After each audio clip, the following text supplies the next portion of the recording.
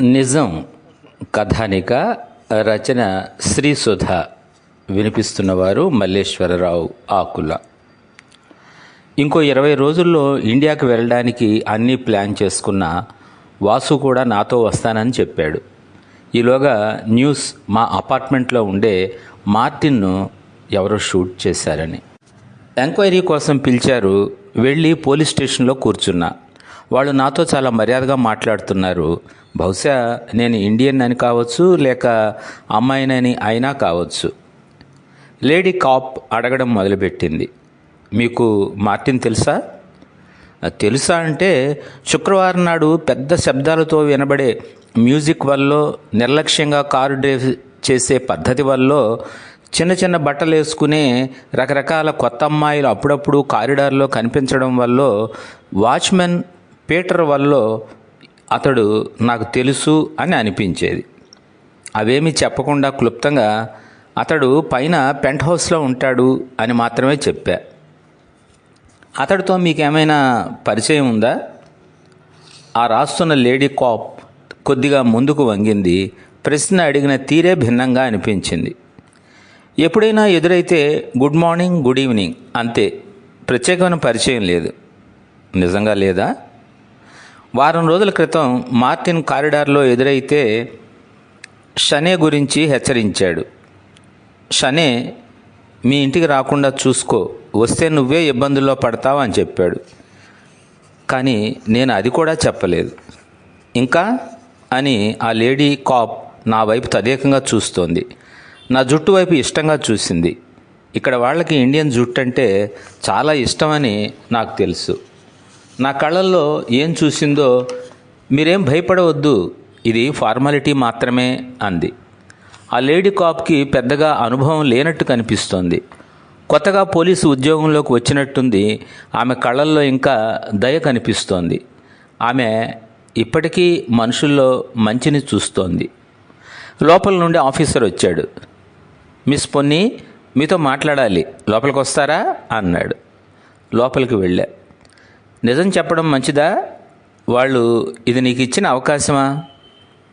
మీరు ఏమైనా గమనించినా, ఎవరిపైనైనా అనుమానం వచ్చినా, లేదా కొత్త వ్యక్తుల గురించి తెలిసినా మాతో చెప్పండి. మీ పేరు బయటకు రాకుండా చూస్తాం అన్నాడు. సరే అండి అని చెప్పి బయటకు వచ్చేసాను. నా ముఖాన్ని ఎవరైనా పరిశీలనగా చూస్తే నేనేదో దాస్తున్నానని అర్థమైపోతుందేమో అనిపించింది. 2 రోజుల తర్వాత ఆ మార్టిన్ చనిపోలేదని, అతను హాస్పిటల్లో కోలుకుంటున్నాడని చెప్పారు.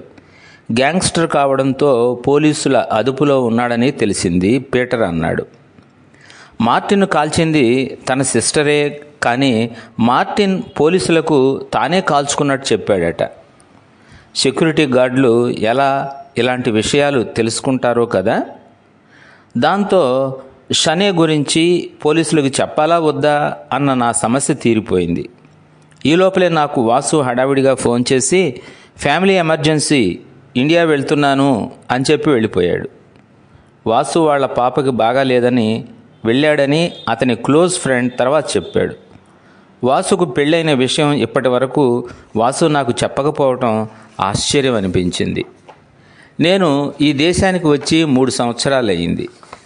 నా కాంట్రాక్ట్ పీరియడ్ 2 సంవత్సరాలు. ఆ 2 ఏళ్ళు ముగిసిన తర్వాత ప్రతి 6 నెలలకు కాంట్రాక్ట్ పొడిగిస్తున్నారు. మాతో వచ్చిన వాళ్ళు నెమ్మదిగా వెళ్ళిపోయినా నేను వాసు మిగిలిపోయాం. టెక్నికల్గా నేను సౌండ్గా ఉండడం వల్లనేమో నాకు మంచి పేరే ఉంది అక్కడ. నాతో పాటు వాసు ఉండిపోవడానికి కారణం అతని తెలివితేటల కంటే కూడా అతని ఓవర్ స్మార్ట్నెస్. వాసు నేనేదో తనకు ఎంతో దగ్గర మనిషిలాగా సలహాలు ఇచ్చేవాడు. నన్ను ప్రొటెక్ట్ చేస్తున్నట్లు ప్రవర్తించేవాడు. నా మీద చాలా గౌరవం ఉన్నట్లు ఉండేవాడు. ఇక్కడ పని చేయడానికి వచ్చిన 6గురిలో వాసు, నేను తెలుగు వాళ్ళం కావడం వల్లనేమో అతని మీద ఒక సాఫ్ట్ కార్నర్ ఉండేది.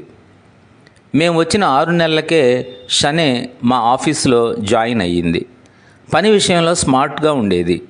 ఇంటర్న్గా వచ్చిన షనేను త్వరగానే ఫుల్ టైం తీసుకున్నారు. ఆమె ముఖంలో ఏదో కళ ఎదుటివారిని ఆకర్షిస్తుందనుకుంటా. తను నవ్వడం తక్కువ, నవ్విన పెదాలను కొద్దిగా సాగదీసి వదిలేస్తుంది. చిన్న కళ్ళు, సూటిగా ఉండే ముక్కు, పల్చడి పెదాలు, చిన్న ఎర్రని వెంట్రుకలతో ఉన్న గుండుతో బక్కబల్చగా ఉండి ఆ షనేను వెనక నుంచి చూస్తే ఎవరు అమ్మాయి అని అనుకోలేదు. చాలా నిర్లక్ష్యంగా నడుస్తూ చేతిలో సిగరెట్తో అప్పుడప్పుడు కనిపించేది. కంపెనీలో చాలామంది ఆమెను హుడీ గర్ల్ అని పిలుస్తారు. ఏ సీజన్లో అయినా ఎంత వేడి ఉన్నా హుడీ వేసుకొని వచ్చేది. ఆమె వేసుకునే డ్రెస్, స్పోర్ట్స్ షూస్ ఇవన్నీ వర్క్ ప్లేస్ రూల్స్కు విరుద్ధమే. అయినా ఆమెకు ఎలాంటి ఇబ్బంది ఎదురవ్వడం నేను చూడలేదు. ఆఫీసులో ఆమె అంటే భయపడేవాళ్ళు ఎక్కువ.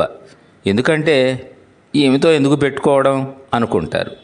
మా ఎండీతో ఆమెకి ఏదో లింక్ ఉందని, అందుకే అంత పొగరగా ఉంటుందని చిన్నపాటి రూమర్లు ఉండేవి. షనే వచ్చిన కొత్తల్లో నన్ను ఇష్టపడేది కాదు. కానీ నా దగ్గర పని నేర్చుకోవాల్సిన అవసరం వలన నాకు దగ్గరగా ఉండాల్సి వచ్చింది. నెమ్మదిగా అది స్నేహంగా మారింది. మొదట్లో నా ఇంటి పేరుతో మిస్ పొన్ని అని పిలిచేది. నెమ్మదిగా లీలా అనడం మొదలుపెట్టింది.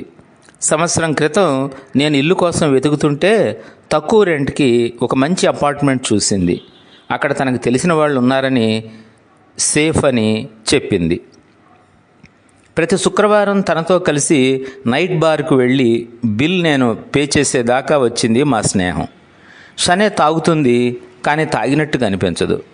బార్లో కూర్చున్నప్పుడు మాత్రం మాటల మధ్యలో ఆమె స్టేట్మెంట్స్ ఇస్తూ ఉండేది. ఇక్కడ కొద్దిగా బలహీనంగా కనిపిస్తే ఉపయోగించుకోవాలని చూస్తారు. నువ్వు బలంగా ఉండాలి, లేక తెలివిగా అయినా ఉండాలి. ఎప్పుడూ మనుషులను నమ్మకు. నమ్మిన తరువాత మోసం గురించి ఏడవకు. నమ్మడం అనేది మనల్ని మనం చేసుకునే మోసం. ఇలా ఉండేది ఆమె ధోరణి. సహజంగా ఆమె ఉండే నిర్లక్ష్యానికి ఈ మాటలకి మధ్య చాలా అంతరం కనిపించేది. తన పర్సనల్ విషయాలు మాత్రం ఎప్పుడూ చెప్పేది కాదు. అప్పుడప్పుడు నా గురించి కూడా అడిగేది. నేను ఫ్యామిలీ గురించి, నాన్న అంటే చాలా ఇష్టమని, చెల్లిని నేనే చదివిస్తున్నానని, ఇంట్లో అప్పులు తీర్చడానికే విదేశానికి వచ్చినట్లు చెప్పేదాన్ని. ఆమెకి ఇండియన్ల గురించి, వాళ్ళు ఫ్యామిలీకి ఇచ్చే విలువ గురించి, వాటిని కాపాడుకోవడానికి మేము చేసే త్యాగాల గురించి చెప్పేదాన్ని. ఇష్టంగా వినేది. నెమ్మదిగా షనేకి ఫ్యామిలీ, అనుబంధాలు, ఇండియా గురించి ఆసక్తి పెరిగింది. ఒక శనివారం సాయంత్రం షనే చాలా ఎమోషనల్గా ఉన్నట్లు అనిపించింది. మందు ముట్టుకోలేదు. ముఖంలో విషాదం కనిపించింది. హఠాత్తుగా, నువ్వెవరినైనా ప్రేమించావా అని అడిగింది. ప్రేమించా, కానీ అది నా గ్రోత్కి అడ్డం అవుతుందని వదిలేశా అన్న. ఆమె నా వైపు చూసి ఒకలాంటి నవ్వు నవ్వింది. ఆ నవ్వుని తర్జుమా చేసేంత ధైర్యం చేయలేకపోయా. కాసేపు ఆగి నెమ్మదిగా, నీకేమైనా అఫైర్స్ ఉన్నాయా అంది. ఆ ప్రశ్న చాలా అవమానంగా అనిపించింది. అది గమనించిందేమో. తప్పుగా అనుకోకు, నేను మామూలుగా అడిగాను అంది. నేను సమాధానం ఇవ్వలేదు. ఆ రోజు కొత్తగా 2-3 విషయాలు తెలిసాయి. ఆమెకి ఆమె ఫ్యామిలీ అంటే ఇష్టం ఉండదు. ఆమె కుటుంబ సభ్యులను ఎవరిని కలవడానికి ఇష్టపడదు అని. తర్వాత 4 రోజులకే షనే ఉద్యోగం రిజైన్ చేసిందని కనీసం నాతో ఒక్క మాట కూడా చెప్పలేదు. వాసుని అడిగాను, షనే ఎందుకు రిజైన్ చేసింది అని. వాళ్ళ గురించి ఏం చెప్తావు?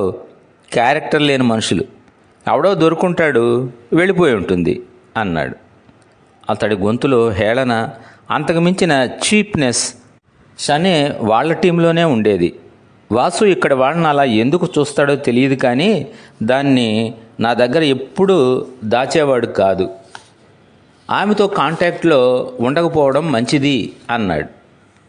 ఆఫీస్లో ఎవరో సీక్రెట్ బాయ్ ఫ్రెండ్ ఉన్నాడని, అతనికి పెళ్ళై పిల్లలు ఉన్నారని తెలిసాక వెళ్ళిపోయిందని, ఆమె అన్న గ్యాంగ్స్టర్స్తో కలిసి తిరుగుతాడని, ఇలా రకరకాల రూమర్స్ వచ్చాయి ఆమె వెళ్ళిపోయాక. ఇన్ని రోజులు ఫ్రెండ్షిప్లో తను ఇవేమీ చెప్పకపోవడంతో ఆమె నిజంగా నా ఫ్రెండేనా అనే అనుమానం కలిగింది.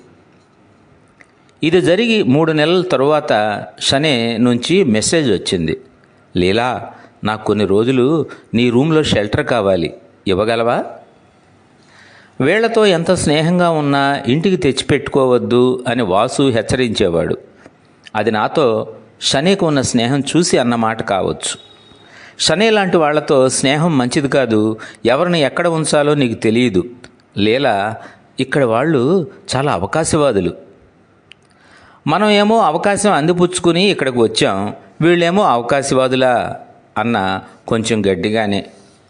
షనే నాకు అంత క్లోజ్ అని అప్పటిదాకా నేను అనుకోలేదు. చూడలేలా, ఎదగడానికి, డబ్బు సంపాదించడానికి మనం ఇక్కడ రేయింబగళ్ళు కష్టపడతాం. అదంతా మన కోసం కాదు, మన ఫ్యామిలీ కోసం అన్నాడు.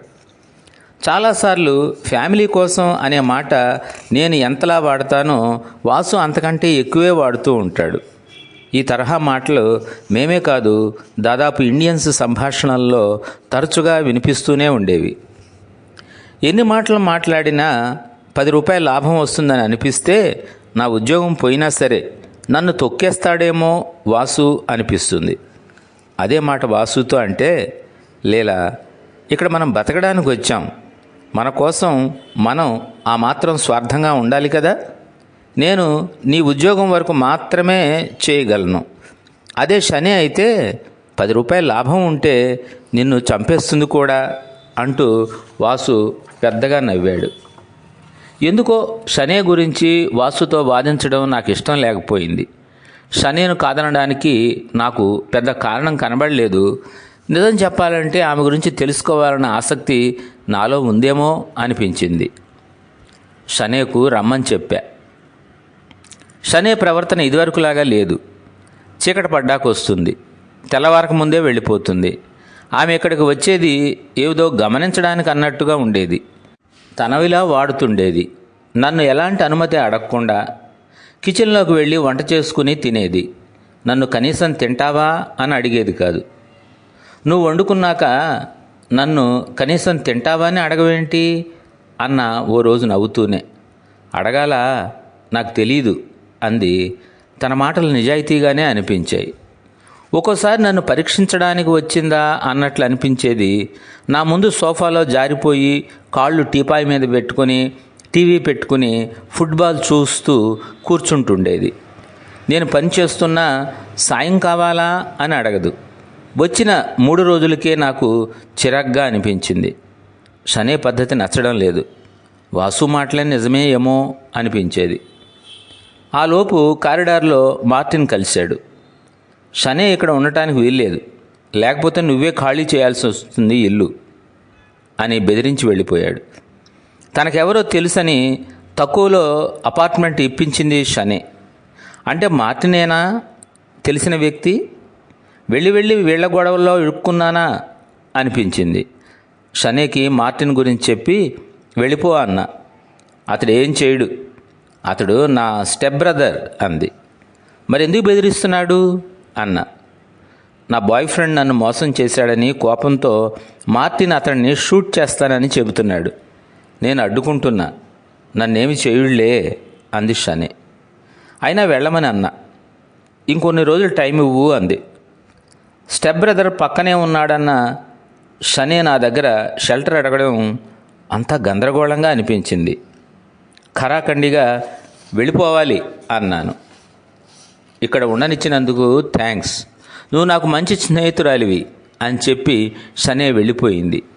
ఆమె వెళ్ళిపోవడం రిలీఫ్లా అనిపించింది. ఆ తర్వాత 4 రోజులకు ఈ కాల్పుల గొడవ. ఎయిర్పోర్ట్లో చెక్ ఇన్ అయ్యాను. సెక్యూరిటీ గేట్ వైపు నడుస్తున్నా. లీలా అని షనే పిలుస్తూ ఉంది. ఉలిక్కిపడ్డాను. షనే వేగంగా వచ్చి హత్తుకుంది. నేను మిస్ అవుతానేమో అనుకున్నాను, నన్ను మర్చిపోకు అని చెక్కతో చేసిన చిన్న నల్ల పిల్లి బొమ్మ ఇచ్చింది. మార్టిన్ ఎలా ఉన్నాడు అని ఇంకా ఏవో అనుమానాలు అడగాలని ఉన్నా కానీ నవ్వుతూ కామ్గా ఉండిపోయా. షనేలో ఏదో మార్పు, బక్కపలచటి శరీరం పైన చిన్న బేబీ బంప్. ఉలిక్కిపడ్డా. షనే కళ్ళు మెరుస్తున్నాయి. చేతికున్న బ్రాస్లెట్ ఆమెకు పెట్టి, నువ్వు నీలానే ఉండు, టేక్ కేర్ అన్న. You are not only my friend, you are my family friend అంది షనే నన్ను చుట్టుకుంటూ. ఏది ఫ్యామిలీనో దేన్ని ఫ్యామిలీ అంటారో షనేకి మార్టిన్కి తెలిసినంతగా నాకేం తెలుసు? సిగ్గుగా అనిపించింది. ప్లేన్ గాల్లోకి ఎగిరింది. చుట్టూ సముద్రం ఉన్న ఈ చిన్న ప్రదేశంలో మనుషులు ఎన్ని సముద్రాలు మోసుకొని తిరుగుతున్నారో. కిటికీ తల ఆనించి కళ్ళు మూసుకున్నా. అక్కడక్కడ చుక్కల్లాగే కనిపించే సంగతులన్నిటి మధ్య గీతలేవో మెరుస్తున్నాయి. పొరలు పొరలుగా అనుమానాలు విడిపోతున్నాయి. చెవుల్లో గుసగుసగా షనే ఏదో చెబుతూ నవ్వుతోంది.